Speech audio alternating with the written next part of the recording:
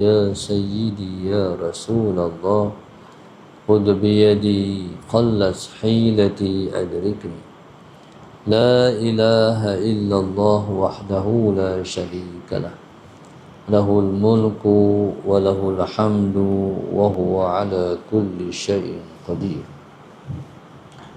أعوذ بالله من الشيطان الرجيم بسم الله الرحمن الرحيم قال المؤلف رحمه الله تعالى ونفعنا بعلومه وبركاته آمين اللهم صل على سيدنا محمد قال والعبد يستعد في الجلال بالصبر وفي الجمال بالشكر وفي الكمال بالسكينة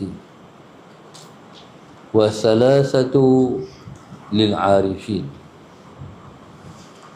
قال المؤلف رحمه الله تعالى والعبد dan seorang hamba itu yasta'idu bersedia ia fil jalali pada keagungan Allah Subhanahu wa taala bisabri dengan sabar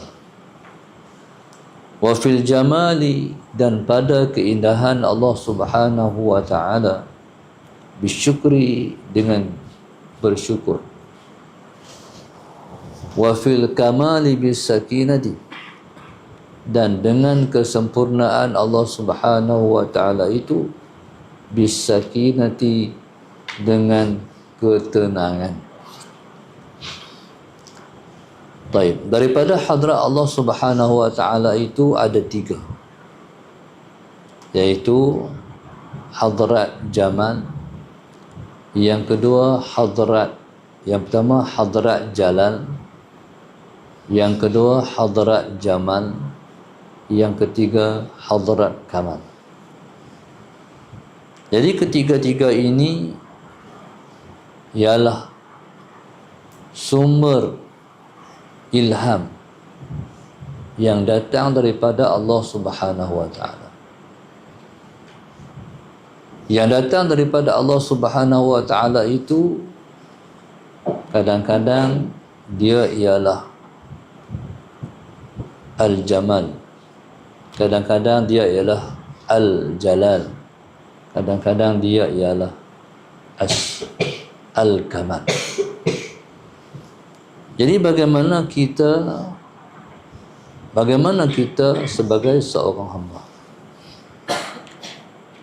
Sebagai seorang hamba, Allahumma salli ala sayyidina Muhammad, kita kena jadikan hati kita seperti wadah, ataupun kita kena jadikan hati kita seperti bekah, iaitu bekah yang terbuka tanpa ada tutupan, yang bersedia bila-bila masa untuk didatangi dengan ilham-ilham daripada Allah Subhanahu wa taala, sama ada daripada hadrat jalal ataupun hadrat jamal ataupun hadrat kamal. Jadi subhanallah, Allahumma salli ala sayyidina Muhammad. Jadi kalau kita nak mendapat idrak, kita nak mendapat ilham yang datang daripada hadrat jalal, dia ialah melalui jalan sabar. Kalau macam tu, Allah Subhanahu wa taala selalu menjadikan sesuatu situasi dalam hidup kita sebagai pertolongan dia kepada kita untuk kita mencapai maqam sabar. Kalau Allah Subhanahu wa taala tidak menjadikan ujian kita dalam hidup ini sebagai satu ujian dan rutin kehidupan, bagaimana kita nak sabar? Jadi Allahumma salli ala sayyidina Muhammad, Itulah hikmah daripada segala permasalahan dan ujian dalam kehidupan. Bila ada masalah, bila mana ada ujian, barulah kita boleh sabar. Kalau tak ada ujian, tak ada masalah, bagaimana kita nak sabar?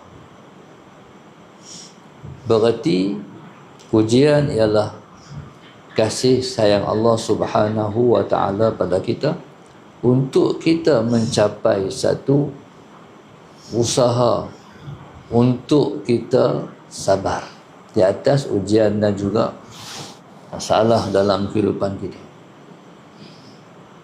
Jadi subhanallah, Allahumma salli ala Sayyidina Muhammad, masalah ni bila dia main, dia menyebabkan kita rasa berat. Hati kita rasa berat. Perasaan kita rasa dunia ni kecil, dunia ni sempit. Tak tahu nak lepas macam mana. Fikiran kita terganggu. Jadi subhanallah, Allahumma salli ala Sayyidina Muhammad, ini situasi bila mana datang ujian. Jadi ketika itu apa kita nak buat? Sabar. Apa dia makna sabar? Sabar maknanya menahan diri daripada keluh kesah. Menahan diri daripada keluh kesah. Berarti apa tu? Kita kena usaha untuk menenangkan diri kita. Allahumma salli ala Sayyidina Muhammad.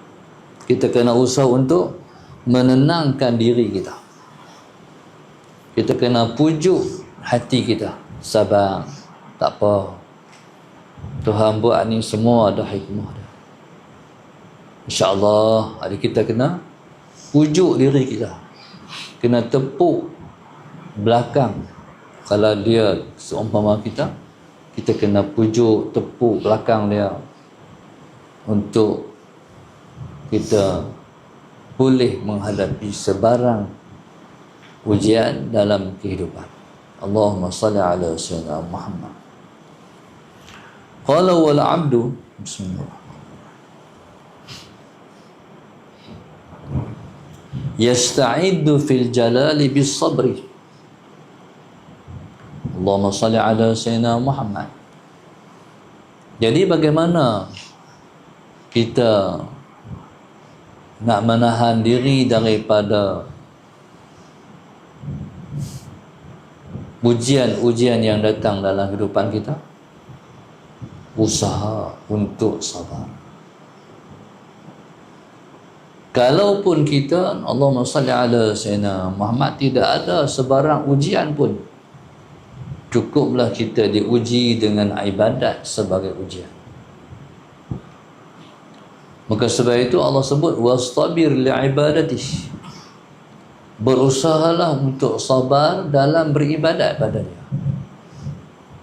Jadi kalau Allahumma salli ala Sayyidina Muhammad, kita tak ada ujian pun mai dalam hidup kita, cukuplah kita kata ibadat itu ialah ujian pada kita. Sebab ibadat ni dia berat, yang Tuhan suruh kita buat. Jadi kita kena galas, kita kena tanggung, kita kena buat ibadat. Allahumma salli ala Sayyidina Muhammad. Kadang-kadang ujian itu ialah pada larangan dia. Bukan sekat pada suruhan dia, tapi pada larangan dia. Apa makna tu? Dia tak bagi buat. Tapi kita, dalam hati kita, kita nak buat. Jadi sabar tak buat. Ataupun disebut dengan sabar meninggalkan. Ataupun kita kata berusaha untuk tidak buat yang dilarang oleh Tuhan. Teruklah, sangat teruk. Sebab dalam diri kita ada nafsu. Nafsu ni dia nak buat, tapi kita kata jangan buat. Dia kata aku nak buat, kita kata jangan buat. Jadi Allahumma salli ala Sayyidina Muhammad. Sebab itu sabar dibagi pada 3. Yang pertama, sabar dengan ujian. Yang kedua, sabar dengan perintah. Yang ketiga, sabar dengan larangan. Dalam semua ni, sabar dengan ujian, sabar dengan suruhan Allah, sabar dengan larangan Allah. Yang paling teruk sekali nak sabar adalah sabar meninggalkan. Sabar meninggalkan. Allahumma salli ala sayyidina Muhammad. Jadi subhanallah, Allahumma salli ala sayyidina Muhammad. Jadi sabar meninggalkan itu ialah yang paling teruk sekali. Allah subhanahu wa ta'ala alam. Al-Fatihah. A'udzu billahi minasyaitonir rajim. Bismillahirrahmanirrahim. Alhamdulillahirabbil alamin. Ya na'budu wa nasta'in. Allahumma nawwir qulubana hidayati. Allahumma nawwir qulubana hidayati. Allahumma nawwir kama nawwartal arda bi nuri syamsika abadan abadan. Subhanallah wa ta'ala. Astaghfirullah.